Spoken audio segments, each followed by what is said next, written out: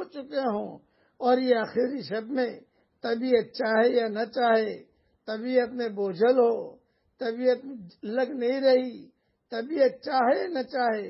ہر حال میں تہجد کے لیے اٹھ کھڑا ہو۔ یہ حدیث طبرانی میں بھی ہے،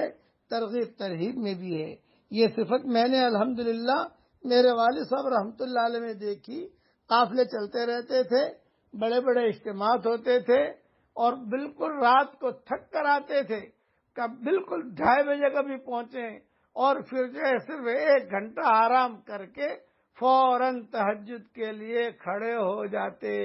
اور پھر فجر کی نماز کے بعد 2-3 گھنٹے کا بیان کرتے، پھر اس کے بعد مشورے میں بیٹھتے، پھر جو ہے کھانا وغیرہ کھا کر ظہر کی نماز پڑھ کر پھر قیلولہ کرتے اور کہتے قیلولہ 3 گھنٹے کا نہیں ہوتا،